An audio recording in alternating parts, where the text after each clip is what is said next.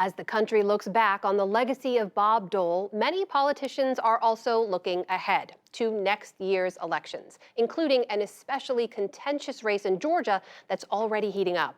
Our Politics Monday team is here with me to analyze it all. That's Amy Walter of the Cook Political Report with Amy Walter and Tamara Keith of NPR. And welcome to you both. Always good to see you. I want to take a minute and just talk a little bit more about Bob Dole. Decades of public service, right? A lifetime of service there. It's worth noting the party changed a lot over his lifetime. And we actually found a clip back from 2016 when he was the only former Republican presidential nominee to endorse then candidate Donald Trump. And Lisa Desjardins actually spoke to him on the convention floor. Here's what he had to say about that. I like Donald Trump because he's a strong leader and he is someone who can work with Congress. If you can't work with Congress, you can't get anything done.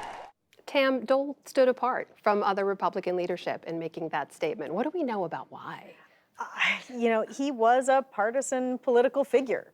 He as Senate Majority Leader and Minority Leader, was very much a Republican fighter. But at the same time, he also had significant bipartisan accomplishments, including getting the Americans with Disabilities Act through.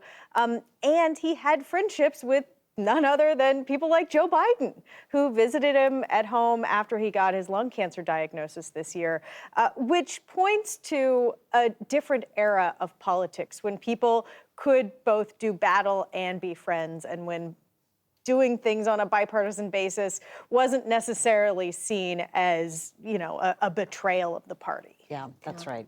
Also important to note that he most recently had said, I also supported Donald Trump in 2020, but he lost. Mm-hmm.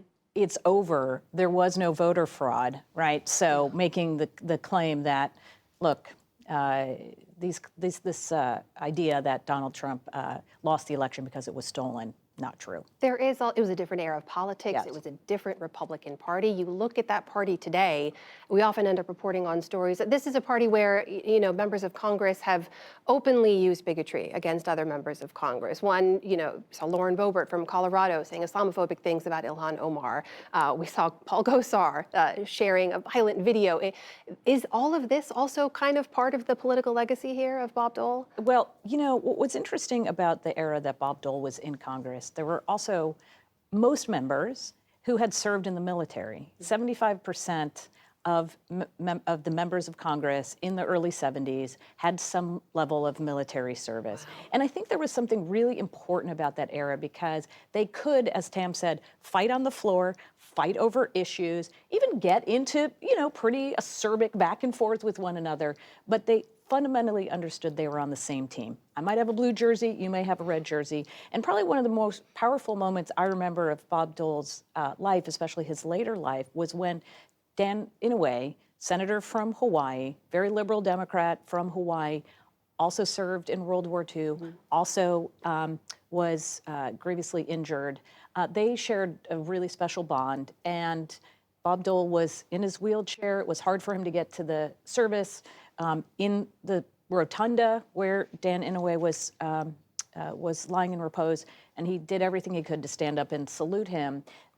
That could change if, mm-hmm. right, we get back to this idea that we're all serving together as Americans, not one party or the other. One interesting statistic, even though the number of veterans in Congress has dropped a lot, it's now only 17%, the number of people under 45 who have served in the military, mm-hmm. who serve in Congress, is about a third.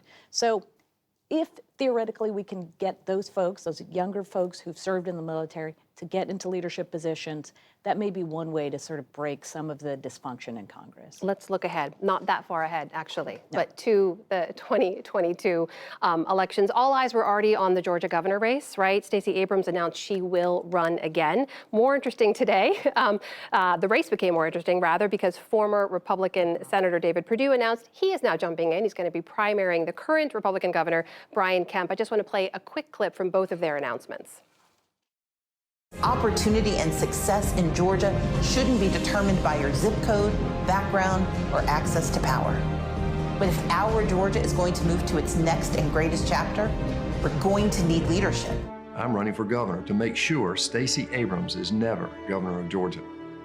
Make no mistake, Abrams will smile, lie, and cheat to transform Georgia into her radical vision of a state that would look more like California or New York. Tam, those battle lines are very clearly drawn already. What are you watching in that race? Well, first, there's going to be a primary, and that primary is going to be messy. I don't see a way that this Republican primary doesn't get very ugly very fast, because current Governor Brian Kemp is persona non grata to former President Donald Trump, because he refused to do what Donald Trump wanted him to do to overturn the results of the election.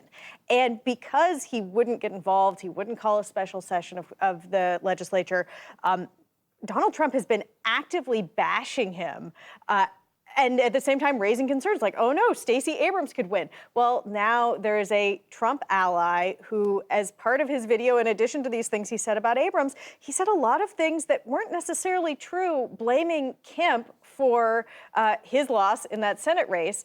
A lot of Republicans in Georgia actually think that the former president and his unwillingness to accept the election results, saying everything was rigged, made people not really that excited about voting again in January in that special election, in January. Well, and Stacey Abrams only lost by, what, 50,000 votes Yes, in it was very 2018? narrow. Does she have a better chance now? She has a political environment that's much tougher, so the headwinds are much stronger now than they were back in 2018 when she had much more of a tailwind. But the thing helping her is this: a big fight on the Republican side. They're going to spend a lot of money. They're going to, as Tam pointed out, it could be very bruising. That certainly is very helpful to her. And let's remember, this is not the first race where Donald Trump has waded in against a sitting incumbent governor, which you usually don't see former presidents doing or sitting presidents do. In Massachusetts, his decision to endorse a challenger to very popular Republican governor Charlie Baker in Massachusetts is essentially what got him out of running for re-election. And that's a missed opportunity for Republicans as well, because Democrats now favored to win that governorship. That is going to be one to watch. Before we go, Tim, I have to ask you about a new analysis from your colleagues at NPR.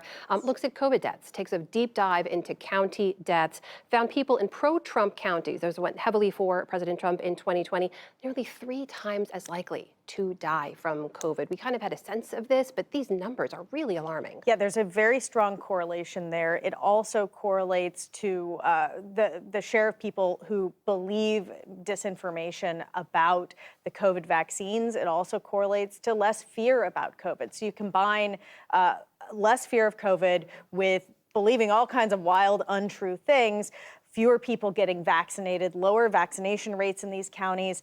Lower vaccination is directly connected to more people dying because the vaccines save lives. They prevent disease from being as severe and prevent people from hospitalization and death. And they protect people, and Republicans in these pro-Trump counties are less likely to be vaccinated. It is stunning. It is depressing. I asked the White House about it today, and what they said is, you know, they've tried a lot of things, they've tried a lot of persuasion, but one of the reasons that they have now pushed forward with these controversial vaccine mandates is because the only way to get some people to get vaccinated will be to require it, as unpopular as it is with the very same population that we're talking about. And we see the Biden White House very much still working to try to get those unvaccinated people their shots.